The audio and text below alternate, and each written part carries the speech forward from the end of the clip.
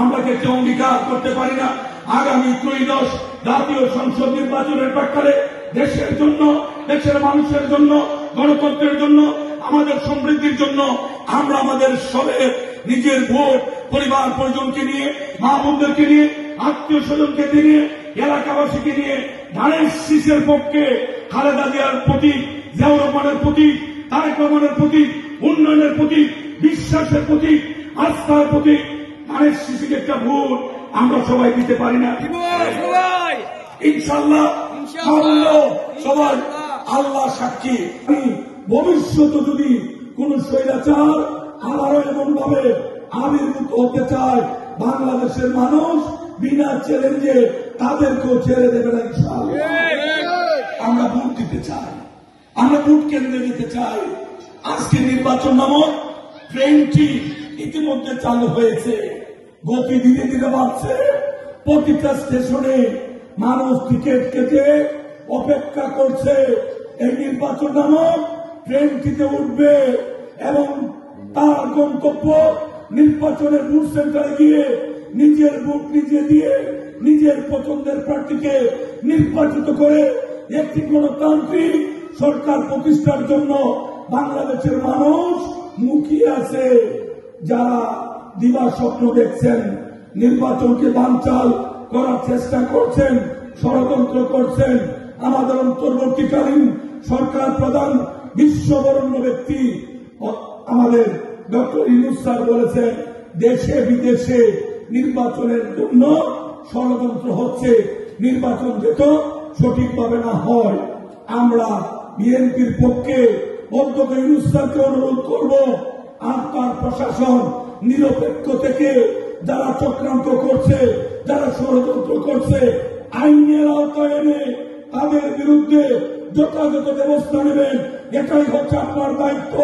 রাজনৈতিক দলের নেতৃবৃন্দের মতো ওই সংস্থাগতা আপনার কাছ থেকে জাতি আশা করে না।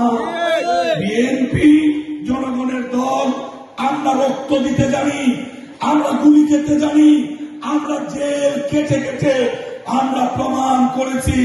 আওয়ামী লীগের অত্যাচারের পরও আমরা অন্যায়ের কাছে মাথা নত করতে শিখিনি। প্রয়োজন যদি আসে আবারও দেশের জন্য, দেশের গণতন্ত্রের জন্য আমাদেরকে যদি বুক পেতে দিতে হয়, পুলিশের সামনে বলুন, অন্য কোন এজেন্সির সামনে বলুন, আমরা চুল পরিমাণ পিছিয়ে যাওয়ার ইতিহাস বিএনপির নেই। বিএনপি বরাবরই বড় একটি রাজনৈতিক দল, বাংলাদেশের সর্ববৃহত্তম রাজনৈতিক দল হিসাবে আমরা ধৈর্যের পরিচয় দিচ্ছি। এটা আমাদের দুর্বলতা নয়।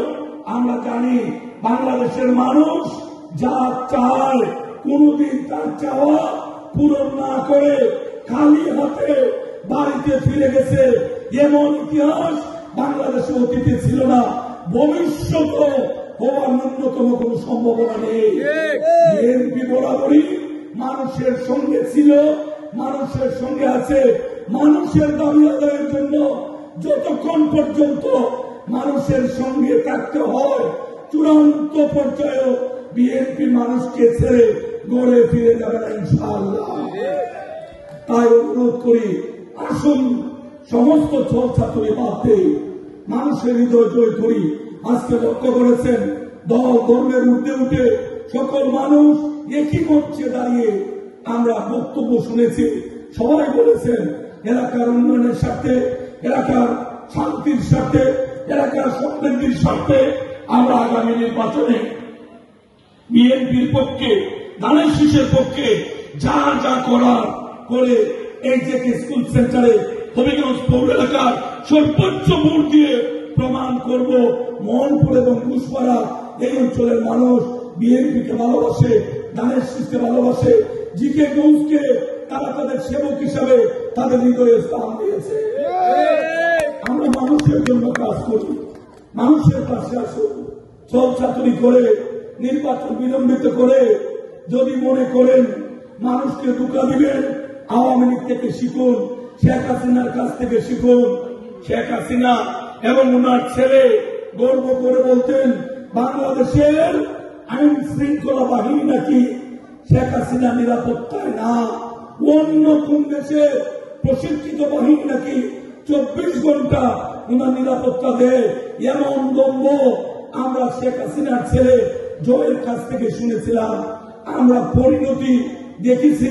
বিদেশি বাহিনী বলেন, দেশি বাহিনী বলেন, আওয়ামী লীগ বলেন, ছাত্রলীগ বলেন, হাতুড়ি লীগ বলেন, পান্ডা লীগ বলেন, অস্ত্র লীগ বলেন, হেলমেট লীগ বলেন, কোন লীগ কোন প্রশাসন শেখ হাসিনার পালিয়ে যাওয়ার সময় ন্যূনতম সহায়তার জন্য 1 সেকেন্ডের জন্য তারা প্রতিরোধ গড়ে তুলতে পারেন না।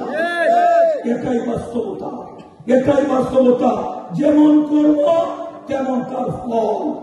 আজকে যারা মানুষ, এই তরুণ কলেজের ছাত্র, বিশ্ববিদ্যালয়ের ছাত্র, 18 বছর অতিক্রম হয়েছে, বিভিন্ন পেশার মানুষ, আজ থেকে 17 বছর আগে যে তরুণ ভোটার হয়েছে, আজকে লক্ষ্য করুন, এরা প্রায় 3.25 কোটি ভোটার। একটা দিনের জন্য তাদের ভোট সেন্টারে যাওয়ার সেই অধিকার নেই। হাসিনার সমস্ত অধিকার প্রশাসনকে দিয়ে কেড়ে নিয়েছিল।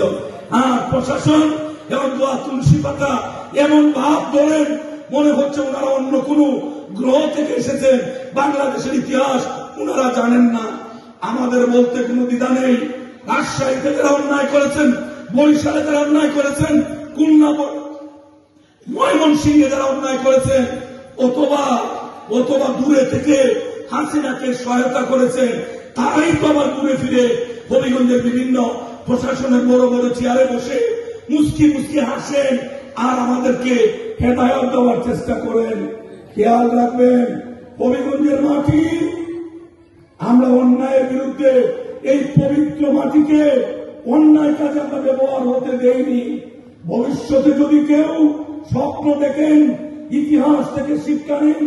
হাসিনার বড় যৌবনেও এই প্রশাসন আমাদেরকে শত শত মামলা দিয়ে, হাজার হাজার আগুন গুলি করেও আমাদেরকে দমিয়ে রাখতে পারেনি। এটা হবিগঞ্জের মানুষের বৈশিষ্ট্য। আমরা মানুষকে ভালোবাসি, মানুষকে সম্মান করি, এটা আমাদের দুর্বলতা নয়। আমরা যদি মনে করি কেউ এটা দুর্বলতা মনে করে কোন অন্যায় আদেশ, অন্যায় সিদ্ধান্ত আমাদের উপর চাপিয়ে দিতে যায়, আমরা কিন্তু গর্জে উঠতে জানি।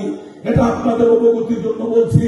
ডিজিএফআই, এনএসআই, এসবি, সিআইডি, পুলিশের বিভিন্ন এজেন্সির লোকজন আমার কথা শুনছেন, এখানে অনেকে উপস্থিত আছেন।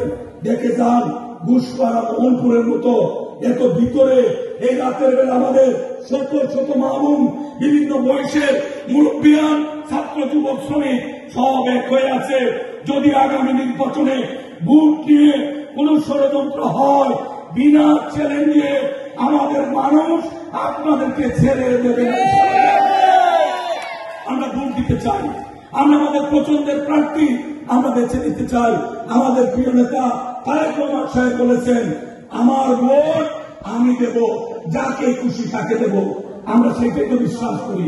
আমরা আমাদের নিজের মত প্রকাশের জন্যই তো আমরা স্বাধীন দেশে স্বাধীন নাগরিক হিসেবে আমরা বসবাস করি। আমরা গর্ববোধ করি, সকল ধর্মের মানুষ আমরা পরিচয় দেই, আমরা বাংলাদেশী। বাংলা